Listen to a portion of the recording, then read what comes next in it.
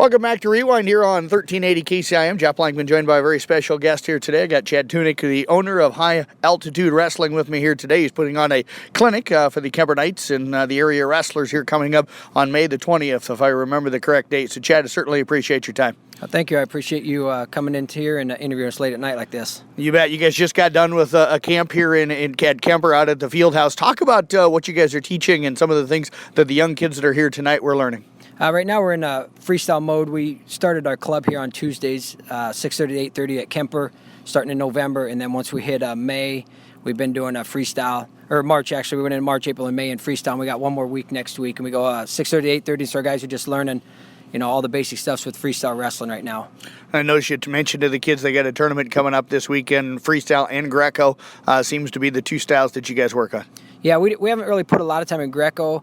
A lot of the stuff we do, you can actually use for Greco as well. You just can't touch the legs. But yeah, this weekend, state wrestling tournament out in Iowa City. It's cadets and below, and so they do freestyle Saturday and Greco Sunday. Let's talk a little bit about you. Tell us a little bit about yourself. Tell us about high altitude wrestling. I actually wrestled at Buena Vista University for Coach Baxter up there, and high school I was at Perry, Iowa, and then I've just been running my club ever since about 2005, and so it's what I run them at Martinsdale. I've got one up here at Kemper. I've had them all over. This year we also had one at Elkhorn.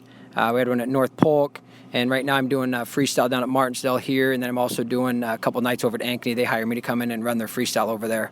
Sounds like a pretty busy life on the road a lot. At least you were familiar with the Carroll kind of area. Wrestling at Perry, you probably wrestled against the Tigers when you were younger. Yeah, we wrestled against both of them, actually. Tigers and Kemper, I think, in a couple duels. And then when I went to BV every weekend, we drove right through here and grabbed something to eat usually on the way. Chad, let's talk a little bit about what's going on May the 20th. Zane Rutherford, who's wrestling out at Penn State, guy that's got a chance to be a four-time national champion, maybe in wrestling in the Olympics someday and be a world champion as well. Going to be, I think, joining you there. Talk a little bit about what's going on the 20th. Yeah, he just won his second NCAA title. As a freshman, he actually got fifth, so the most he can get's 3. And he just placed out at the U.S. Open. And so he was on the team last year for the U.S. And so he's going to come in the 20th, do a camp. He did one last year for me in Ankeny, and the kids really loved him. He's just a great guy. And so I talked with the coaches up here trying to get some interest in this area. And I said, would you want to host a national champ camp? And they said, yeah. And so I got a hold of Rutherford, and I said, would you like to host Zane Rutherford? And he said, absolutely. And so that's kind of how it came together. What are the age groups? Let's talk age groups first. What are the age groups that you guys will be working with? Usually we do like pre-K or kindergarten all the way through 12th grade. And then it'll be like a camp will run from 8 to noon. So we go about 2 hours, take a little break in the middle, and then go another 2 hours. And most of our camps usually go like 8:15 to 12:30, but this one we got to run a little closer because the only flight we could get by the time we drive straight back to Des Moines after a little break, he's got about 40 minutes to load the plane, so we don't have a lot of time. So we moved the camp up a little bit so we could get it done. Kids could get autographs and pictures, and then he could still make back to his flight.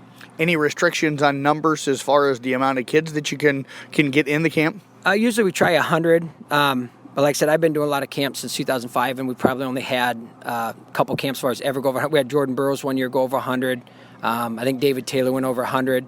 Other than that, sometimes there's 60, 70 kids, and you get a chance to work with a guy like that with 60, 70 kids. It's amazing what you can learn.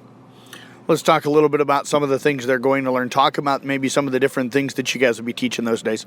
When I bring in a clinician like Zane, or we just had Isaiah Martinez, two-time national champ, they show what they do. So like Zane will come in and he will show kind of maybe some Penn State warm-ups they do, some Penn State drills they do, and then he goes into the techniques that have helped him win a national title.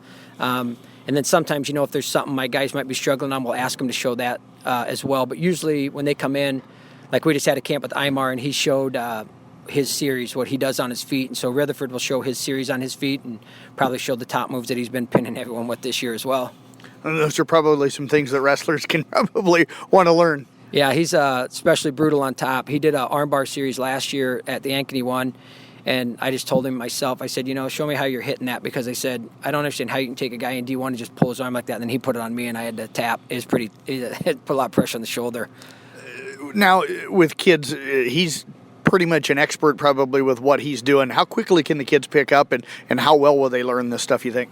With our camps, now a lot of camps kids will bring in people, like there's camps that have 1,000 kids and they show millions of moves and you walk out and you don't know what's going on. Our coaches, the clinicians they bring in, I always tell them, if you only go through 1 or 2 moves, do it until they get it. And so If I think they're going too fast, I've grabbed a couple and said, hey, go back and review that. And we actually had to do that with IMR. We had to go back because a couple kids weren't getting a series. And I said, go back. I don't care if you go forward. I want them to get this series right here. And so he'll show it. And if he don't think it's right, he'll bring them back in and correct it and just keep going over it. And if they have questions, they ask him, and he'll help them and all that. So he's not just there to waste time. He's there to help the kids and get better. And he loves doing it, and he's good with the kids. Yeah, it sounds like he's somebody that really cares when they walk out, they understand it. How do we get kids registered for this?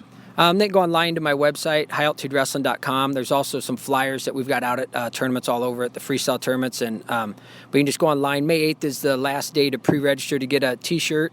But you can actually register after that or walk in. I just can't guarantee a shirt. But up till May 8th, you can register and pre-register and get a free shirt. Where's the event going to be held at? I'll be at the Kemper High School in the gym. And so, like I said, I did a clinic up here early in the year. And so it was just something to get up in this area and try to bring in a big name and draw some kids in here so they can learn from that and not have to drive always down to Des Moines where we run most of our clinics. Okay, if somebody can't make this but wants to start working with you on your Tuesday nights, how much longer is this program going to run, and how do they get involved in that? Our Tuesday up here is only going to run one more week. That's what the coach wanted. We'd been going, like I said, since November, and then we're going to run it to next week since I think he wanted to do it till the state was over. And then after that, give kids time off, and they need time off. I mean, a lot of our kids will quit actually after this week and take a few months off through the summer and recover, where a lot of kids continually train and then they never really have that hunger for wrestling anymore. You got to pull away and take some breaks. So we'll stop after this.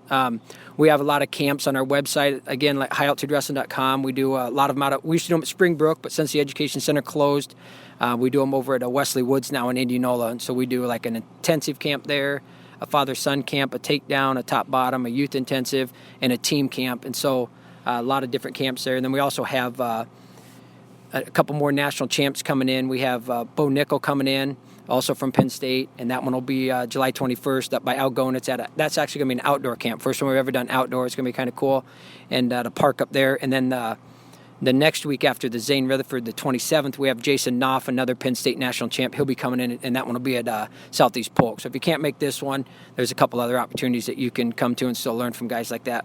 Talk real quick about the benefits kids get from wrestling. There's a lot of things from wrestling. I talk to a lot of our guys. It's not always about winning and losing. A lot of these kids nowadays, they think everything's about winning. When they go wrestle, they worry about winning, and they need to worry about getting better at the sport. But the lessons you learn from wrestling, it's like I was talking to my group last night, there's 320 or 330 kids that go into Division I wrestling tournament, and only 10 win it.